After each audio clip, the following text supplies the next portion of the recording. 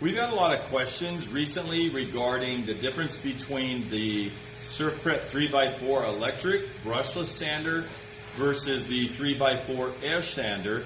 And I wanted to kind of go through this a little bit to help everyone understand the differences and what's necessary to power up either one of these.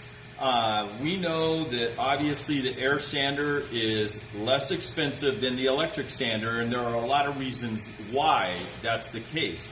I want to go into the air sander. The air sander is found predominantly in a lot of large OEM production facilities, even to maybe mid-size cabinet shops or mid-size fabrication shops where there's 8 to 10 employees, which usually shops like that can have a screw compressor, a very large compressor that can be upwards of 200 gallons of air, and have cylinders and motors on those compressors to be able to generate the CFM that's necessary to power up an air sander. So on all of our 3x4 air sanders, they require 90 psi under load, and what that means is when I depress the throttle lever, they need 90 psi and 3.4 CFM to drive the tool. We have here in our repair center, we are an authorized service repair center for all tools.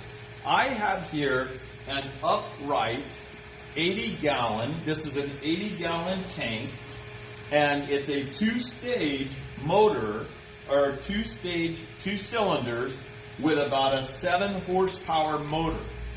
What I want to demonstrate here and share with you is how much air is required to drive this 3x4 sander.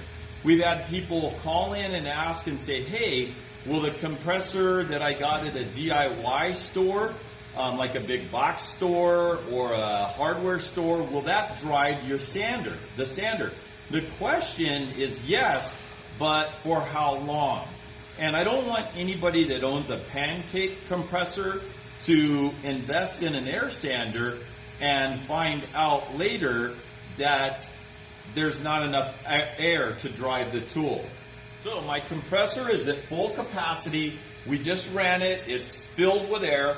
I'm going to depress the throttle lever, and we're going to time how long it takes to deplete the tank. So I'm going to hit start on the timer, and we're running at full throttle.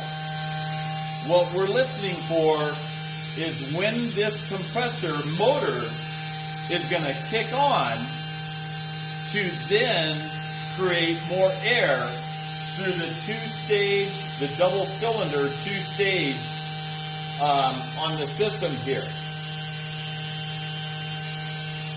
Right now we are at 30 seconds. So we could be sanding. We're sanding right now, 90 psi, 3.4 CFM, 40 seconds.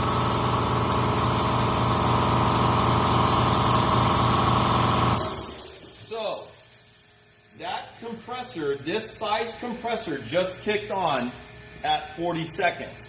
What happens is I keep the lever depressed, and I'm just drawing the volume of air out of the tank.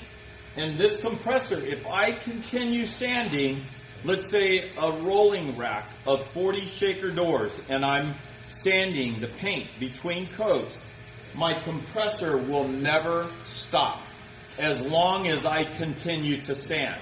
What's going to happen is my CFM is going to drop quickly. The tool will then slow down. You won't have the performance or an optimal orbit. You'll lose your orbit pattern, the speed. You'll drop from, this is rated at 10,000 RPM. You'll drop to 9, you'll drop to 8, 7, 6. Eventually, the compressor just will never catch up. This started at 40 seconds. Can you imagine a small 1 gallon pancake compressor? The moment you hit the throttle, within seconds, the pancake is going to go and you're out of air. The difficult thing with air sanders is you can't carry this on site. You can't put it in the back of a van or a pickup truck and go on site to sand. So you have a lot of limitations there with the air. I hope that helps illustrate by running the timer the demands and the need for volume of air, not just PSI. A pancake compressor can put out 120 PSI, but what it can't provide is the volume of air. Now, when you contrast that with an electric sander, this guy here might list out at $220. So in order to drive this tool, you have to make an investment. This guy here cost, oh my gosh, 10 years ago, I think this thing was about $900. So I needed to make that investment to give me a tool to provide the power, the air to drive the tool. When you contrast that with the electric sander, you're getting all of that up front in the tool. The neat thing about the SurfPrep electric sanders, they're very different than any other tool on the market, is the internal component parts. It's a brushless tool. There are other brushless tools on the market, very different than our tool in many respects. But the cool thing about it, if you pan over here, I have plugged this electric sander directly into a pigtail electric cord.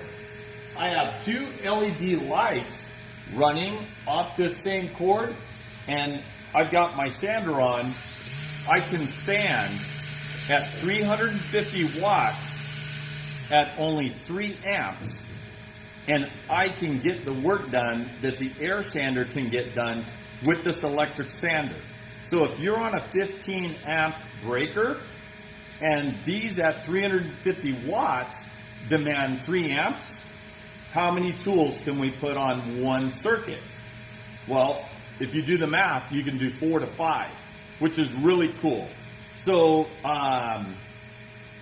this as an option, yes, that investment is there up front, but it allows you the flexibility to be on the move. You can work in a shop, you can work on site, and you have that ability to get the work done with a tool like this.